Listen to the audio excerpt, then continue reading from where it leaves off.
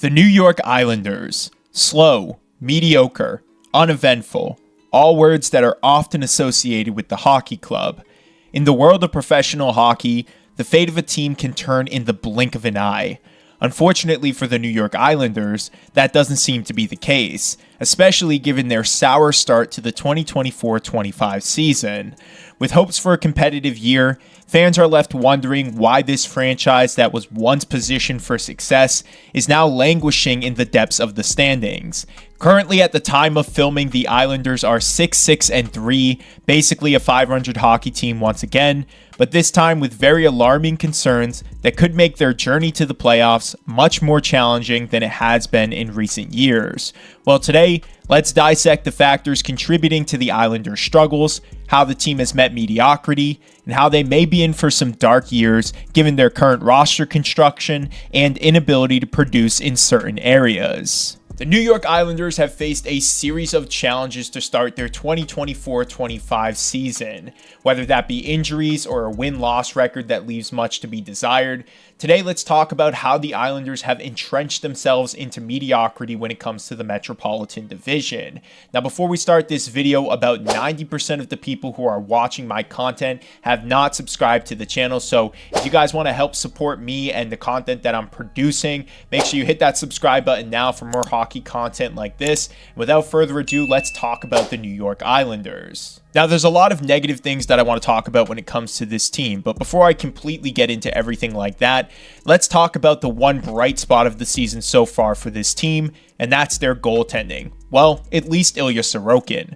Sorokin was coming off a very unproductive season, putting up some of his worst regular season and postseason numbers last year, averaging a .909 save percentage and 3.01 goals against average in the 2023-24 regular season, and then was benched in the postseason, averaging a .786 save percentage and a 6.61 goals against average in his one playoff start. This year, Sorokin is single-handedly keeping the Islanders in some of their games, and can largely be thanked for the fact that the Islanders have a .500 record in the first place. This season, Sorokin has played in 9 games, averaging a .916 save percentage and 2.52 goals against average, looking once again like the top 5 goalie that we saw in previous years. On a flip side, though, Semyon Varlamov has not looked his best, so for all of the people who are looking to have him be the potential starter this season, you can now kind of set back and watch as Sorokin takes over once again. It's going to be interesting going forward to see how goaltending shakes out for this team. It is the calling card right now. Sorokin at 29 years old signing that new ticket, and Varlamov also signing to stay with the team for quite a bit of time. This should be a good, strong factor for the organization as they continue to move throughout, as long as they can improve on other areas of their roster. But now let's kind of get into the meat and potatoes of this video, which is sort of all of the negative stuff that we've been wanting to talk about. Now, first, let's talk about injuries. For people who haven't been paying attention to the Islanders, this team has suffered some pretty high-profile losses with some of their star players. Starting with their best player, Matt Barzal, he will be out with an upper body injury that will sideline him for 4 to 6 weeks. Defenseman Adam Pelech will also be out for 4 to 6 weeks, dealing with a jaw injury. Anthony Duclair, who was announced a couple of weeks ago, their big acquisition in the offseason, will be out for another 3 to 5 weeks with a lower body injury. All injuries to 2 of their top 6 forwards and of course a top 4 defenseman, something that will be difficult for any other team to overcome, but especially for the Islanders team that has lacked depth and offensive talent through their past few seasons. So with 2 stars being out, let's talk about this team's offense and why it has been problematic for the Islanders to start out their year. So let's talk about the Islanders offense to see if we can identify the real problem. With the Islanders now missing a few of their stars for the next month, I'm expecting players like Anders Lee, Bo Horvat, and Brock Nelson to take on the brunt of the offensive load, which could be a good or a bad thing depending on how you view these players. At this point in the season, though, the team in general, especially the offense, just hasn't been great, having a 2.43 goals for per game, putting a lot more emphasis on their defensive end, which statistically they haven't been great in either, but we'll get onto that later. Offensively, the Islanders are struggling to score. Their power play has been dreadful, sitting at a 13% success rate, which ranks 28th in the league. Their team has the 6th most shots on goal, but have a shooting percentage of 7.9, which ranks 32nd in the league, meaning they take a lot of chances offensively, but can't seem to cash in, shooting the puck wide or putting it right into the goaltender's equipment. The Islanders also rank 28th in the league when it comes to their team's total points, suggesting that the chemistry is just not really clicking well with some of their lines and producing adequately enough in their offensive end. Now, this has gotten a little bit better over the past 3 games, with the Islanders scoring 4 goals against Ottawa and 4 against Pittsburgh, adding 3 more against the Devils in their loss after taking 2 games. 2 of these 3 teams, though, have been dealing with issues of their own, so take these wins with a grain of salt.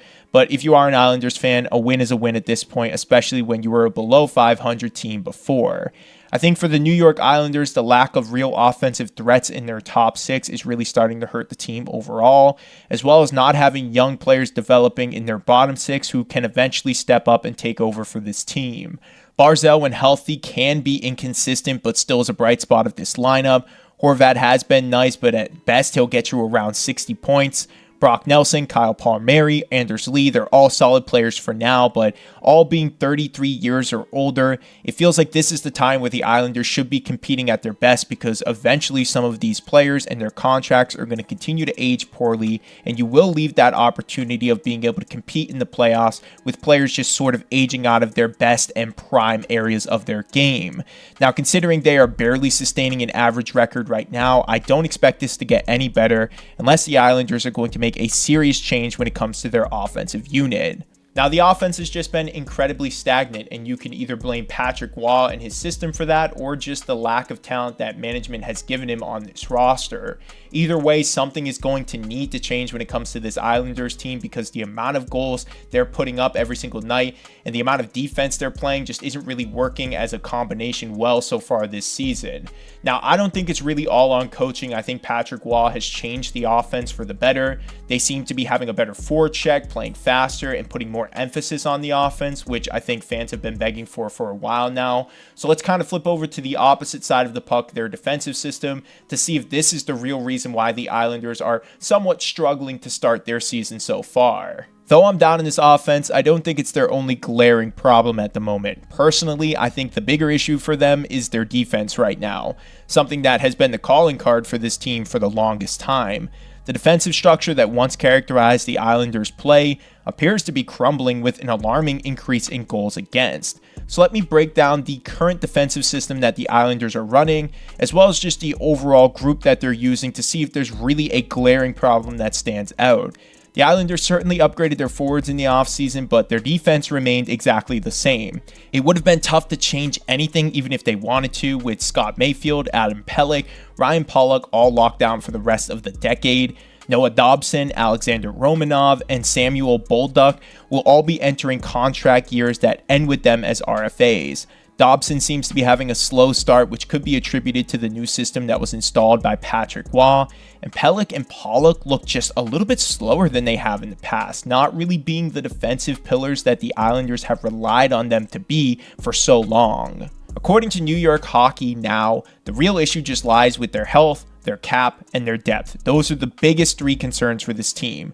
They don't have any money to replace their players if they go down, and it feels like the team has just been short-handed for the longest time, not having players to step up on the offensive end, not having players to step up on their defensive end, and if their goaltending is not playing at a superior level, then the team's record continues to drop off. So overall, the real problem with the New York Islanders, in my opinion, is their lack of offensive depth, their inconsistencies on their defense. Maybe that's due to Patrick Waugh, maybe it's not, and their heavy reliance on their goaltending having to play the superior brand of hockey for them to win any games at all. I feel like this team is stuck in mediocrity, sort of like we've talked about with other teams like the Detroit Red Wings, the Pittsburgh Penguins, and teams who have just really not made the playoffs consistently despite them making it every year, if that makes sense. The Islanders get in, they lose in the first round, and I feel like that's no different than the Pittsburgh Penguins just missing or anything like that. So in my opinion, I think this team desperately needs a superstar to help them out on the offensive end. I love Matt Barzal, but I think we all can say that if he's your best player, you're really not going to be heading anywhere. And even though their defense has looked really good for the longest time, I just don't think that these players are going to be able to produce at the same level with their contracts getting worse and their ages getting higher. It just feels like this is a recipe for disaster when it comes to the organization in general. But yeah, overall, what do you guys think about the New York Islanders so far this season? I was able to do some research on this team, but I feel like there might be some things that I'm forgetting. So if you guys have anything else that you want to mention in the comments that may be holding this team back, please be sure to do that for me. I would love to hear your guys' thoughts and opinions on this team and just their overall standing at the moment. So thank you guys as always for watching these videos. Make sure you like this one and subscribe to the channel for more hockey content like this. Again, thanks for watching. I will see you guys in the next episode.